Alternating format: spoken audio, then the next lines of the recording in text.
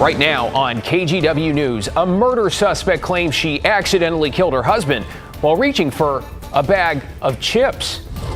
Also tonight, a pilot project to reduce downtown pollution. Can we get a round of applause for that? So why are there so many unanswered questions? Plus, a summer favorite set to return. Why this year's Brewers Festival will look and taste a bit different. Then later. Accordion changes lives. Music and memories. I wanted to do something to carry on my dad's legacy. She's like right here with me. It's like I feel her. How the art of the accordion is bringing local musicians closer to those they've lost. Good evening, and we begin tonight with a brutal murder that rocked Oregon over 2 decades ago. Thanks for joining us. I'm David Molko. A group of teenagers who became known as the Redmond Five were convicted of beating and shooting to death 52-year-old Barbara Thomas. They were sentenced to life in prison, but now at least some of them are being released early. Alma McCarty's in the newsroom. So Alma, what's behind this change here? Well, David, you might remember former Governor Kate Brown's move in the fall of 2021 to commute the sentences of 74 people convicted of serious crimes when they were teenagers. That included 4 of the Redmond Five, who were then eligible to seek parole. 2 will be out soon, 1 as early as Friday. More than 20 years ago in Redmond, 5 teens, including Barbara Thomas's own son, brutally killed the 52-year-old woman. They beat her with a bottle and shot her in the head. At the time, prosecutors told reporters the group had several ideas on how to kill her. The indictment alleges in one fashion electrocution, in another fashion by injecting Mrs. Thomas with a bleach. Canadian immigration officers arrested the teens the next day as they attempted to cross the border in the victim's car. All 5 faced nearly 24 felony counts, from aggravated murder to assault and robbery. At that time, Measure 11 imposed mandatory minimum sentences for serious crimes, regardless of age. For aggravated murder, that meant a minimum of life in prison. We believe that all 5 of the individuals were substantially responsible for the murder of Mrs. Thomas. And all 5 were convicted. But in 2019, the law changed. In Oregon, teenagers are no longer automatically charged as adults for Measure 11 crimes. So in 2021, Governor Kate Brown commuted their sentences along with many others, and parole became a possibility. Now, in 2023, 2 of those responsible for the Thomas murder are on the way out. Justin Link was the person who first suggested that the group of 5 murder Barbara Thomas, and ultimately he is the one who told his companions to finish the job and to kill Barbara Thomas. Justin Link, 17 at the time of the crime, now nearing 40, will be released Friday. I think it was the correct legal decision because the parole board was tasked with assessing whether or not Mr. Link has been rehabilitated. And I think there's no real question that he has been. After a parole board hearing last week, Seth Koch was also granted early release. He will get out of prison mid-June. As for the other 3, Lucretia Carl was released in 2021.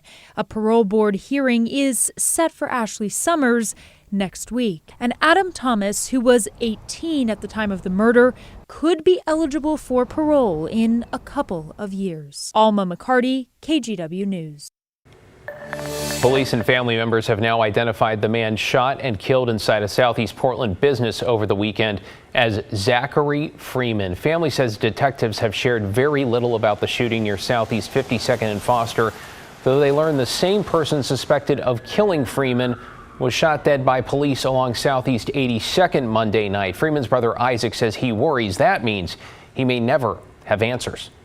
There's so many different scenarios that play in my head that what could it lead up to, and I just want to get some closure. You know, this is my baby brother, you know, and just something like this is just beyond me.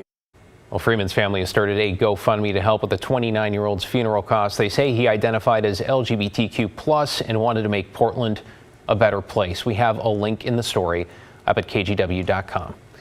To get you caught up on tonight's other headlines now, Portland police have arrested a woman they say shot and killed her husband. This is Saturday morning in the Cully neighborhood. According to court documents, Mariah Cole told police she'd been reaching for a bag of chips in a cupboard when she found the gun and picked it up. Then it spontaneously went off, killing her husband, William Decker II. Investigators say the evidence did not support that claim and say Cole later admitted to pulling the trigger. Portland City Council has officially approved a policy for police body cameras, meaning officers could start wearing them in the next couple of months. The vote today came after officials in the police union reached an agreement on whether officers could view the video before writing their reports. They decided officers would not be allowed to watch the video first in any serious use of force cases. However, in incidents where no one is seriously hurt, they will be allowed to watch the video after their initial statement and then update the report. It appears a pit bull that mauled a Portland runner last week may have also attacked another dog. That dog's owner saw the story and believes the same pit bull bit her dog in February, leaving him with a punctured lung. Now, following the latest attack, Multnomah County Animal Services quarantined the pit bull with its owner's mother, but the owner took the dog back without permission. Animal Services now says they will no longer allow home quarantines for dogs who are off leash during attacks or for pets previously labeled as dangerous. And the Clackamas County Sheriff's Office is searching for a 78-year-old man. The family of Carol Parkins says he left home Saturday morning to look for deer and elk antlers in the woods. When he did not return, family found his truck off Malala Forest Road. The Sheriff's Office launched a rescue mission and have been searching for 4 days. They're asking for anyone who may have seen Parkins since Saturday to give them a call. Well, today, TriMet heard some passionate testimony from riders about a proposed fare hike. Ordinance 374 would increase adult single ride tickets by about 30 cents. Day passes would go up by 60 cents, and youth and honored citizen passes would also increase 30 cents. Now, as far as we can tell, most people testified against the hike. Some even called for fare decreases and overall improvements to the system. People are being pushed further and further out of the city, and it is wild that TriMet is considering a fare increase in this moment. So what we're doing is clinging on false solutions that will only hurt people who are transit dependent, who are low income. And what we need to be focusing on, as you've heard all morning, is fareless transit. Well, it is worth noting the current proposal calls for no changes to monthly and annual fares. The board will vote on the ordinance in late May.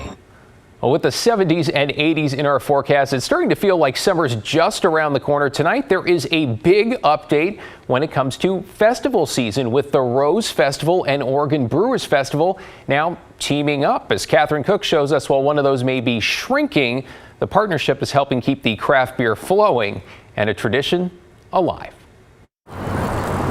At Waterfront Park, signs of summer. It's one of the first nice days, and it does feel like Portland's coming alive again. Alive and maybe soon to be kicking.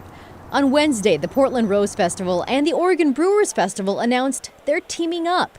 The Brewfest will roll out a tap takeover at City Fair here at Waterfront Park, June 2nd through 4th. I think it's great, if we can keep that tradition going with the beer festival. I like beer a lot, so just being able to go there and see the different taps that are local and, how we can support the community that way, I think it's great. The partnership is a revival for the Oregon Brewfest. Earlier this year, organizers canceled their Waterfront Festival, which had been scheduled for late July. They cited dwindling attendance, rising costs, and extreme heat as factors in their decision. We don't want the rain and we don't want it to be too hot. Brewfest founder Art Lawrence. This was a no-brainer for the Rose Festival. And Rosefest CEO Marilyn Clint say discussions about partnering up aren't new, but they dwindled after COVID. Now the time seems right, with both sides hoping to benefit from crossover crowds. The goal is just to have people having fun. That's our theme for Rose Festival this year, is focus on fun. We have always been a family-friendly event, the Oregon Brewers Festival. It wasn't for 21 and older. Minors could come in with their parents. And this is just an extension of of that when we get to family fare. The tap takeover will feature 20 brews and 1 cider. Last year, there were 45 brews, with as many as 85 in the past. Also, there won't be traditional Brewfest tokens. Instead, visitors can purchase 12-ounce pours. I will miss the full Brewfest, in all honesty. I had some good times there, and I thought it brought the city together. I think it's better than nothing. I'm getting tired. I'm getting old. For Art Lawrence, he couldn't ask for more. It's just time for me to go out and just drink some beer like this at happy hour time. Bottoms up, Art. The beer industry has really changed since Oregon's first Brewers Fest in 1988. Back then, get this, there were only 50 breweries in the whole country. Now there are 9,000. This really takes a little of the novelty away, but people in Portland still love their craft beer, as you just saw. City Fair admission covers access to the Brewers Fest events, and again, you'll pay by the mug. David. What a character. And you know what? Got to support those small businesses no matter what. Thanks, Catherine.